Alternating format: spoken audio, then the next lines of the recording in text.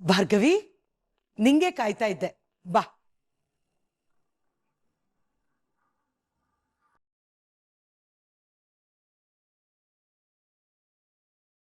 ಏನ್ ನೋಡ್ತಾ ನಿಂತ್ಬಿಟ್ಟೆ? ಕೂತ್ಕೋ ಭಾರ್ಗವಿ. ಅದು ಪರವಾಗಿಲ್ಲ, ಕೂತ್ಕೋ ಭಾರ್ಗವಿ, ಬಾ.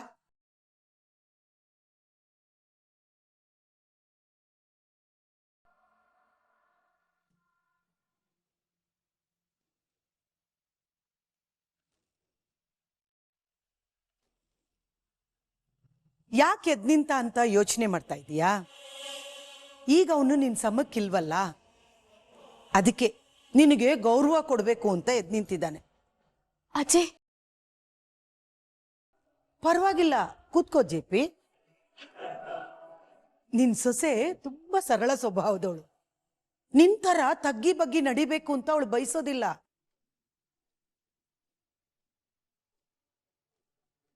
ಹೋ, ಭಾರ್ಗವಿ ಸಮಕ್ ಕೂತು ಊಟ ಮಾಡಬಾರ್ದು ಅಂತ ಅಷ್ಟು ಮರ್ಯಾದೆ ಕೊಡ್ತಿದ್ದೀಯಾ? ಅಜ್ಜಿ,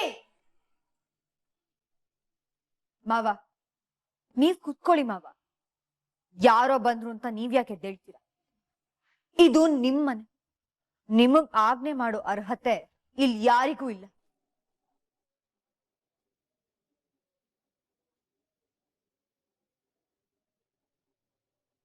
ಕೂತ್ಕೊಳ್ಳಿ ಮಾವ.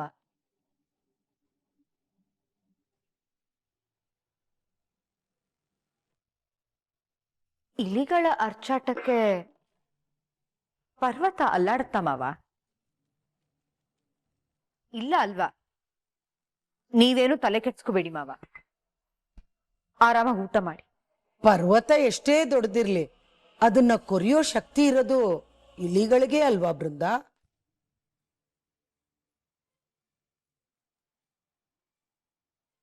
ಅತ್ತೆ,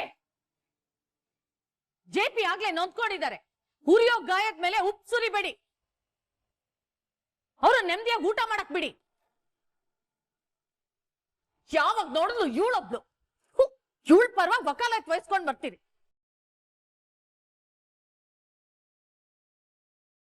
ನೀವು ಊಟ ಮಾಡಿ ಜೆಪಿ. ಬೃಂದ, ಭಾರ್ಗವಿ ಕೇಸ್ ಗೆದ್ಲು ಅಂತ ಪಾಯಸ ಮಾಡಿಸಿದ್ನಲ್ಲ,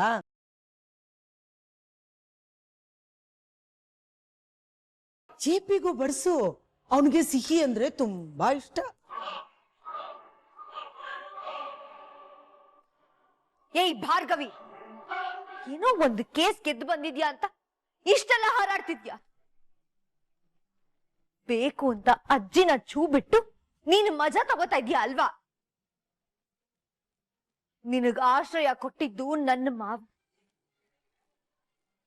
ಅವ್ರ ನೆಮ್ಮದಿ ಕೆಡ್ಸಿ ಅವ್ರ ಒಂದ್ ತುತ್ತು ಅನ್ನ ತಿಂದಿರೋ ಹಾಗೆ ಮಾಡಿದ್ಯಲ್ಲ, ನಿನಗೇನು ಅನ್ಸಲ್ವೇನೆ?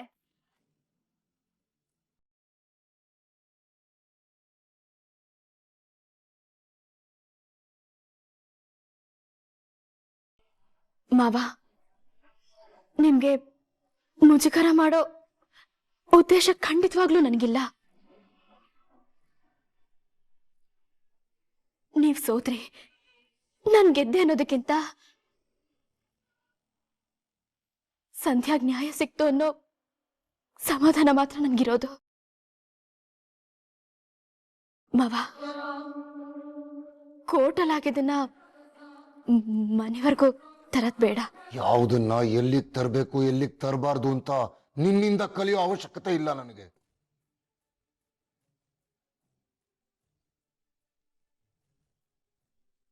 ಬಿಟ್ರೆ ಫ್ರಿಜ್ ಅಲ್ಲಿರೋ ಕಾಲಿಫ್ಲವರ್ ತಂದು ಕಿವಿ ಮೇಲೆ ಇಡ್ತಾಳೆ.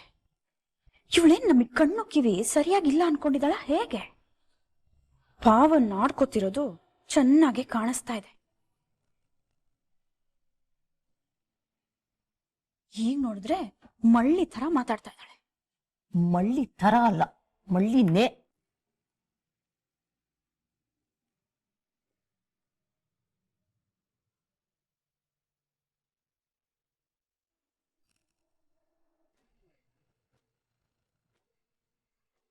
ಈ ಋತು ಪದೇ ಪದೇ ಕಾಲ್ ಮಾಡಿ ತಲೆ ತಿಂತಾ ಇದ್ದಾಳೆ.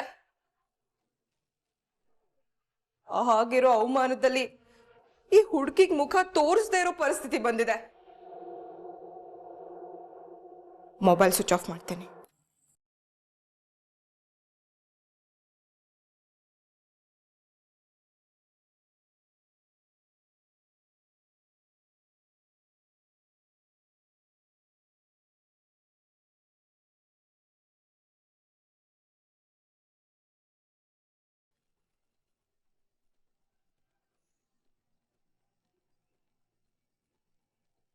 ಅಲ್ಲಿ ವಿಕ್ಕಿ ಅಮ್ಮ ಇಬ್ರು ಕಂಬಿ ಎಣಿಸ್ತಾ ಇದ್ದಾರೆ.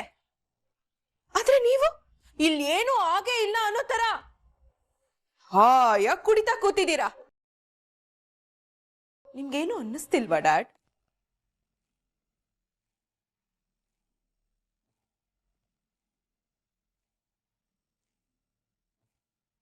ಆಯ್ತಮ್ಮ, ಬಾಟ್ಲ್ ಬಿಸಾಕ್ಬಿಡ್ತೀರಿ. ನಿನ್ನ ತಮ್ಮ ನಿನ್ನಮ್ಮ ವಾಪಸ್ ಬರ್ತಾರ, ಅಥವಾ ಅರ್ಜುನ್ ನಿನ್ನ ಮದುವೆ ಆಗ್ತಾನ? ಇದು ಯಾವುದ್ರಲ್ಲಾದ್ರೂ ಒಂದಾಗಲಿ, ನೀನು ಹೇಳ್ದಾಗ ಕೇಳ್ತೀನ.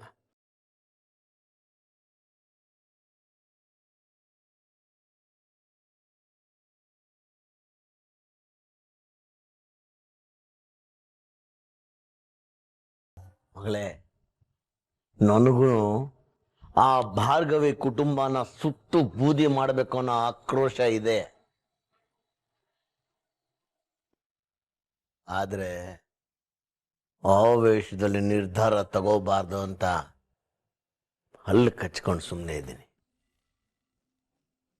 ಈಗಾಗಲೇ ತುಂಬ ಕಳ್ಕೊಂಡ್ಬಿಟ್ಟಿದೀವಿ ಮಗಳೇ. ಇರೋ ಪದವಿನ ಕಳ್ಕೊಂಡ್ರೆ ಆಮೇಲೆ ಮತ್ತೆ ಏನೂ ಇರಲ್ಲಮ್ಮ. ಡ್ಯಾಡ್, ಈ ನಿಮ್ಮ ಮಾತನ್ನೇ ಕೇಳಿ ಸಾಕಾಗಿದೆ. ವಿಕ್ಕಿ ಮಾಮ್ ಹೋಗಿದ್ದಾರೆ, ನನ್ನನ್ನು ಕಳಿಸ್ಬಿಡಿ. ಅದ್ಯಾವಾಗ ಭಾರ್ಗವಿನ ಮುಗಿಸ್ತಿರೋ ಏನೋ. ಛೇ, ಮನೆ ಅನ್ನೋದು ಸ್ಮಶಾನ ಆಗಿದೆ. ಬರೀ ಕೊರಗು, ಗೋಳು, ವೇದನೆ. ನನ್ನ ಜೀವನ ಎಕ್ಕುಟ್ಟೋಗ್ಬಿಟ್ಟಿದೆ. ಆ ಭಾರ್ಗವಿಗೆ ಏನು ಮಾಡೋಕ್ಕಾಗದೆ ಕೈ ಕಟ್ಕೊಂಡು ಕೂತಿದ್ದೀನಿ ನಾನು ಒಬ್ಬ MLA.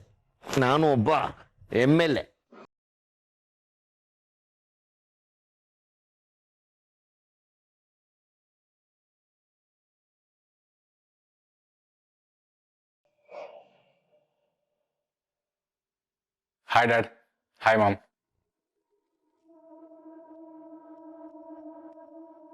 ಕುತ್ಕೋಡ್. ಎಸ್ ಅದಕ್ಕೆ.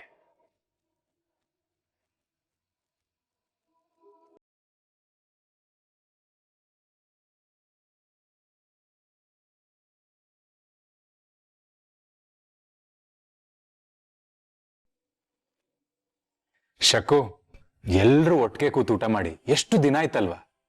ಖುಷಿ ಆಗ್ತಿದೆ.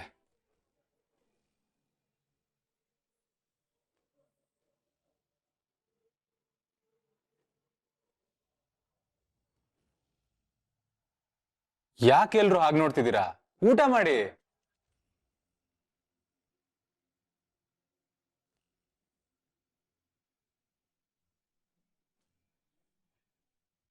ಡ್ಯಾಡ್, ಇವತ್ ನ್ಯೂಸ್ ಅಲ್ಲಿ ಬರೀ ನಮ್ಮನೆಯವರೇ ತುಂಬೋಗ್ಬಿಟ್ಟಿದ್ರು. ಒಂದ್ ಕಡೆ ಅತ್ಗೆ, ಇನ್ನೊಂದ್ ಕಡೆ ಭಾರ್ಗವಿ. ಆಹಾ, ನೋಡೋದಕ್ಕೆ 2 ಕಣ್ ಸಾಲ್ತಿರ್ಲಿಲ್ಲ.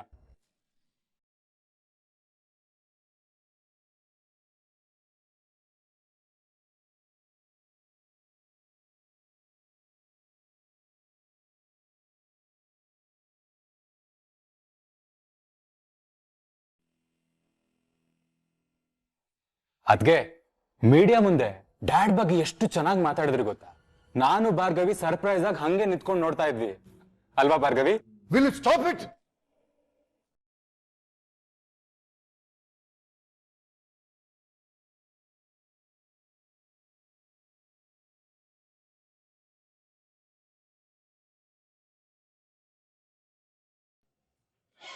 ಎಲ್ರ ಮುಂದೆ ನನ್ನನ್ನ ಸೋಲ್ಸಿದ್ರಿ ಅಂತ ಅಹಂಕಾರ ಅಲ್ವಾ ನಿಮ್ಗೆ? ಏನೋ ನಿನ್ನ ಹೆಂಡತಿ ಅದೃಷ್ಟ ಚೆನ್ನಾಗಿತ್ತು, ಕೇಸು ಅವಳ ಕಡೆ ಆಯ್ತು. ಹಾಗಂದ ಮಾತ್ರಕ್ಕೆ ಅವಳು ಈ JP ಸಮ ಬಂದ್ಲು ಅನ್ಕೋಬೇಡ. ಇಷ್ಟು ವರ್ಷ ಎಷ್ಟು ಬಡ್ಕೊಂಡೆ ನಿನಗೆ ಲಾಯರ್ ಆಗು ಅಂತ. ಆದ್ರೆ ಆಗ ನನ್ನ ಮಾತು ಕೇಳಿಲ್ಲ. ಹೆಂಡತಿ ಮರ್ಯಾದೆ ಉಳಿಸಕ್ಕೆ ನನ್ನ ಮರ್ಯಾದೆ ತೆಗಿಯಕ್ಕೆ ಲಾಯರ್ ಆದೆ ಅಲ್ವಾ? ಇವಳು ನಿನ್ನ ಮದುವೆ ಆಗಿ ಬಂದಿರೋಳು ಪ್ರೆಸ್ನವ್ರ ಮುಂದೆ ನನ್ನ ಮಾನ ತೆಗೆದ್ಲು. ಒಂದು ತಿಳ್ಕೊ, ಈ ನನ್ನ ಸೊಸೆ ಬೃಂದ ಇದ್ದಿದ್ದಕ್ಕೆ ಅವ್ರ ಮುಂದೆ ನನ್ನ ಮಾನ ಉಳಿತು. ಕೋರ್ಟಲ್ಲಿ ನನಗೆ ಅವಮಾನ ಮಾಡಿ ಈಗ ಇಲ್ಲಿ ಬಂದು ಅಪ್ಪ ಅಮ್ಮ ಅಂತ ನನ್ನನ್ನು ಕೆಣಕ್ತಾ ಇದ್ದೀರಾ.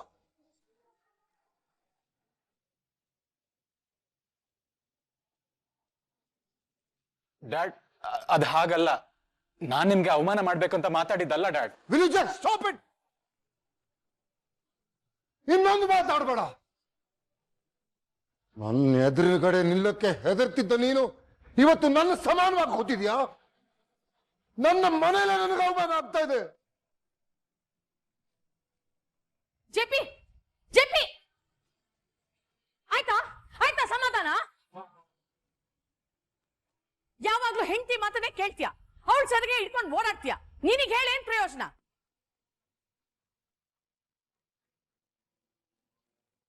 ಇಬ್ರು ಆರಾಮಾಗಿ ಕೂತ್ಕೊಳ್ಳಿ, ಗಡತ್ತ ತಿನ್ನಿ.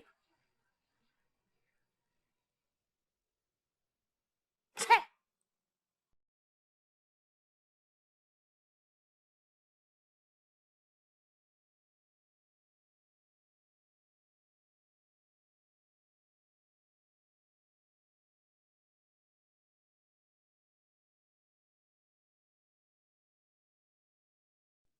ಹಳೆ ಪ್ರಸಾದ್ ಆಗಿ ಅವಳನ್ನ ಕೊಚ್ಚಾಕ್ಬೇಕು ಅನ್ನೋ ಕೋಪ ಬರ್ತಾ ಇದೆ.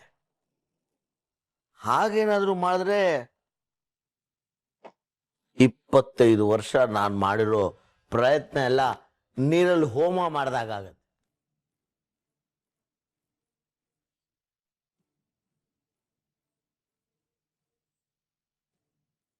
ಸರ್, ಏನ್ರಿ?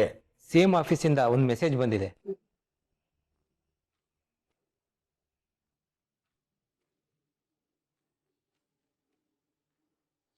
ಗೊತ್ತ್ರಿ, ಅವ್ರು ಏನು ಹೇಳ್ತಾರೆ ಅಂತ ನನಗೆ ಚೆನ್ನಾಗಿ ಗೊತ್ತು. ಈಗ ನಿಮ್ಮ ಮಗ ಹೆಂಡತಿ ಜೈಲಲ್ಲಿದ್ದಾರೆ, ಅವ್ರನ್ನ ನೀವು ಆಚೆ ತರಕ್ಕಾಗಲ್ಲ. ಅದಕ್ಕೆ ಅವ್ರ ವಿರುದ್ಧ ನೀವು ಮಾತಾಡಿ ನೀವು ಒಳ್ಳೆಯವರಾಗ್ಬಿಡಿ, ನಿಮ್ಮ ಪದವಿ ನೀವು ಉಳಿಸ್ಕೊಳ್ಳಿ ಅಂತ, ಅಷ್ಟೇ ತಾನೆ. ಆದರೆ ನನ್ನ ಪಕ್ಷದವರೇ ನನ್ನನ್ನು ಇಷ್ಟು ಹಗುರವಾಗಿ ತಗೊಂಡ್ರಲ್ಲ, ಅದು ನಂಗೆ ಬೇಜಾರಾಗ್ತದೆ.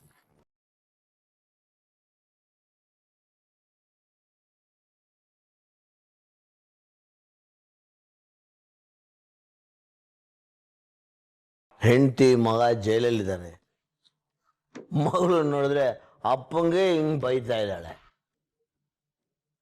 ಈ ಮನೆ, ನನ್ನ ಅಧಿಕಾರ, ನನ್ನ ಬಿಸ್ನೆಸ್ ಎಲ್ಲ ಉಳಿಸ್ಕೋಬೇಕು ಅಂದರೆ ಈ ಪದವಿ ಇರಲೇಬೇಕ್ರಿ. ಡ್ಯಾಡ್, ಹೌದು, ಅದಕ್ಕೆ ನಾನೊಂದು ಅರೇಂಜ್ಮೆಂಟ್ ಮಾಡಿಸಿದ್ದೀನಿ. ಏನಿಲ್ಲ, ನಾಳೆ ಒಂದು ಪ್ರೋಗ್ರಾಮ್ನಲ್ಲಿ ನಿಮಗೆ ಒಂದು ಸನ್ಮಾನ ಏರ್ಪಾಡು ಮಾಡಿಸಿದ್ದೀನಿ. ಅಲ್ಲಿ ಜನರ ಹತ್ರ ಮಾತಾಡಿ ಅವ್ರ ನಂಬಿಕೆನ ಗೆದ್ಬಿಡಿ ಡ್ಯಾಡ್. ಮಿಕ್ಕಿದ್ದನ್ನೆಲ್ಲ ಆಮೇಲೆ ನೋಡ್ಕೋತೀನಿ.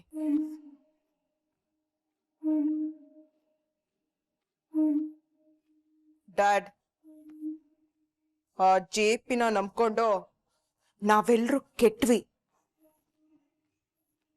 ಇನ್ಮೇಲೆ ನಾನೇ ಏನಾದ್ರೂ ಮಾಡಬೇಕು, ಮಾಡೇ ಮಾಡ್ತೀನಿ ಡ್ಯಾಡ್, ಮಾಡ್ತೀನಿ.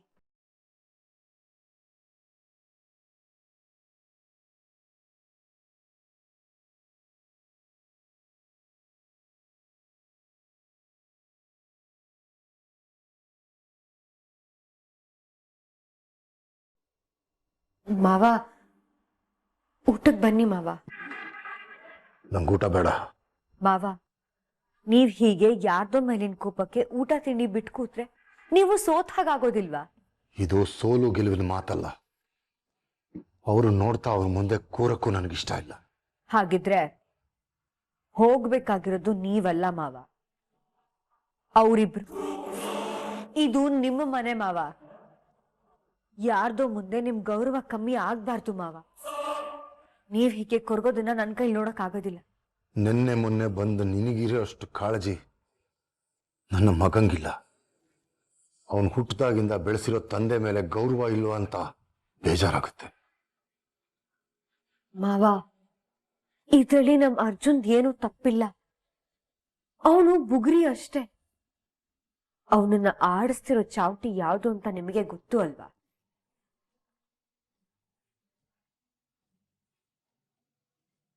ಭಾರ್ಗವಿ,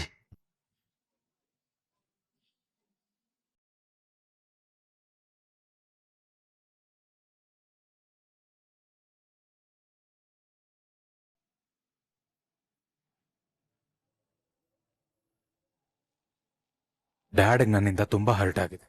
ಹೋಗಿ ಸಾರಿ ಕೇಳ್ತೀನಿ, ಅವ್ರು ಅರ್ಥ ಮಾಡ್ಕೋತಾರೆ.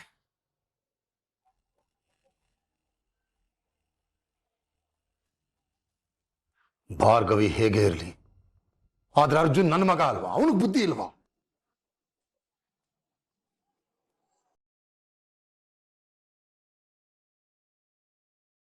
ನೀನೇನು ಅರ್ಜುನ್ ಮೇಲಿರೋ ಮಮಕಾರಕ್ಕೆ ಅವನನ್ನ ವಹಿಸ್ಕೊಂಡು ಮಾತಾಡ್ತಿದ್ಯಾ, ಆದ್ರೆ ನನಗೆ ಸಮಾಧಾನ ಇಲ್ಲ.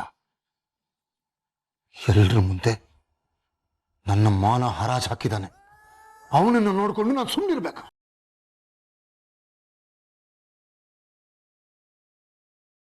ನನ್ನ ವಯಸ್ಸಿಗೆ, ನನ್ನ ಸ್ಥಾನಕ್ಕೆ, ನನ್ನ ಅನುಭವಕ್ಕೆ ಮರ್ಯಾದೆನೇ ಇಲ್ವಾ?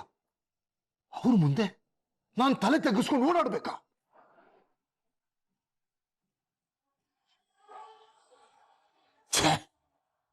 ಅವನನ್ನ ನನ್ನ ಮಗ ಅಂತ ಹೇಳ್ಕೊಳ್ಳೋಕೆ ನಾಚಿಕೆ ಆಗ್ತಿದೆ.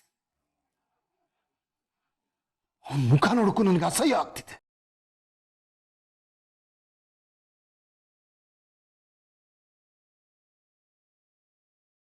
ಆದ್ರೂ ಅವ್ರ ಮೇಲಿನ ಕೋಪಕ್ಕೆ ಹೇಗೆ ಊಟ ತಿಂಡಿ ಎಲ್ಲ ಇನ್ನೊಂದು ನಿಮಿಷ ಅವ್ರ ಮುಂದೆ ಇದ್ದಿದ್ರು ನಾನು ಏನ್ ಮಾಡ್ತಾ ಇದ್ದೆ ಅಂತ ನನಗೆ ಗೊತ್ತಿಲ್ಲ ಬೃಂದ.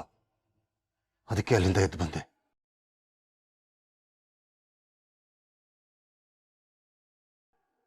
ಅವರಿಬ್ಬರನ್ನು ನೋಡಿದಾಗೆಲ್ಲ ನನಗೆ ನನ್ನ ಸೋಲ್ ನೆನಪಾಗುತ್ತೆ. ಅವರಿಬ್ಬರನ್ನು ನೋಡಕ್ಕಿಂತ ಉಪವಾಸ ಸಾಯೋದೇ ವಾಸಿ.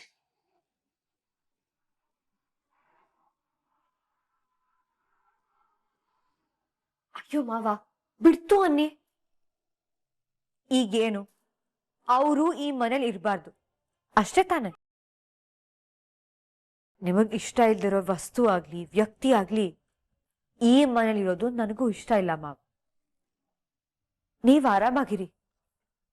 ಅವರಿಬ್ರು ನಿಮಗ್ ಕಣ್ಣು ಮುಂದೆ ಕಾಣಿಸ್ತಿರೋ ಹಾಗೆ ನಾನ್ ನೋಡ್ಕೋತೀನಿ. ಏನ್ ಮಾಡ್ತೀಯಾ? ಅವರನ್ನ ನಿಮ್ಮಿಂದ ದೂರ ಕಳಿಸ್ತೀನಿ. ನಾನು ಏನ್ ಮಾಡ್ತೀನಿ ಅನ್ನೋದು ಇನ್ನು ಸ್ವಲ್ಪ ಹೊತ್ತಲ್ಲೇ ನಿಮಗ್ ಗೊತ್ತಾಗತ್ತೆ ಮಾವ. ನಾನು ಏನ್ ಮಾಡಿದ್ರು ಈ ಮನೆ ಒಳ್ಳೇದಕ್ಕೆ ಮಾಡ್ತಾ ಇದ್ದೀನಿ ಅನ್ನೋ ನಂಬಿಕೆ ನಿಮ್ಗಿದೆ ಅಲ್ವಾ?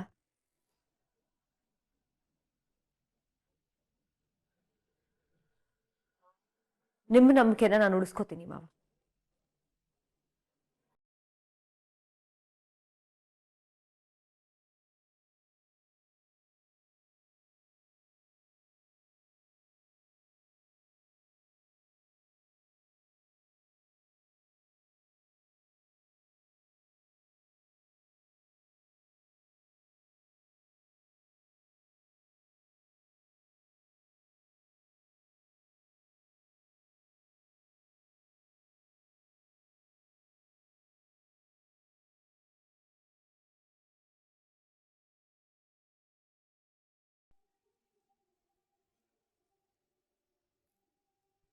ರೀ, ನೀವಿಷ್ಟು ಸಂತೋಷವಾಗಿರೋದನ್ನ ನೋಡಿ ನಾನು ಎಷ್ಟು ವರ್ಷಗಳಾಗಿತ್ತು ಗೊತ್ತಾ? ಈ ಸಂತೋಷಕ್ಕೆ ಕಾರಣ ನಮ್ಮ ಪುಟ್ಟಿ, ನಮ್ಮ ಮಗಳು ಪುಣ್ಯ. ನಿಜ ರೀ, ಇಷ್ಟು ವರ್ಷ ನಾವು ಪಟ್ಟಿರೋ ಕಷ್ಟಕ್ಕೆ ನಮ್ಮ ಭಾರ್ಗವಿ ಇವತ್ತು ಉತ್ತರ ಕೊಟ್ಟಿದ್ದಾಳೆ. ನನ್ನ ಹೊಟ್ಟೆ ತಣ್ಣಗಾಯ್ತು. ಅವತ್ತು ಪೂರ್ಣಿ ಈ ಕೋರ್ಟ್ ಜೊತೆ ಮರ್ಯಾದೆ ಕಳ್ಕೊಂಡ್ಬಿಡಿ. ಅವತ್ತು ಕಳ್ಕೊಂಡ ಮರ್ಯಾದೆನ ನನ್ನ ಮಗಳು ಭಾರ್ಗವಿ ತಂದು ಕೊಟ್ಬಿಟ್ಟಿದ್ದಾರೆ. ಪೂರ್ಣಿ ಭರವಸೆನೆ ಕಳ್ಕೊಂಡಿದ್ದ ನಮಗೆ ಆ ದೇವರು ಕೊಟ್ಟ ಆಶಾ ಕಿರಣ ನಮ್ಮ ಮಗಳು, ಆ ದೇವರು ಕಳಿಸ್ಕೊಟ್ಟ ವರ. ಆವತ್ತು ಅವರಪ್ಪ JP ಹಿಂಸೆ ಕೊಡ್ತಿದ್ದ ನಮಗೆ. ಆದ್ರೆ ಇವತ್ತು ಅವ್ರ ಮಗ ನಮ್ಮ ಪರವಾಗಿ ನಿಂತ್ಕೊಂತಾನೆ ಅಂತ ಮನಸ್ಸಲ್ಲೂ ಎನ್ಕೊಂಡಿರಲಿಲ್ಲ ನಾನು. ಅದಕ್ಕೆ ಕಾಲಚಕ್ರ ಅನ್ನೋದು. ಅವತ್ತು ನಮ್ಮನ್ನ ಗೆದ್ದು ಬೀಗ್ತಾ ಇದ್ದ ಜೆಪಿ ಇವತ್ತು ಸೋತ್ ನಿಂತ್ಕೊಂಡಿದ್ದಾನೆ. ಹೌದು ರೀ, ಇನ್ನು ನಮ್ಮ ಭಾರ್ಗವಿ ಅರ್ಜುನ್ನ ಯಾರು ದೂರ ಮಾಡಕ್ ಆಗಲ್ಲ ಬಿಡಿ. ಸಾಧ್ಯನೇ ಇಲ್ಲ.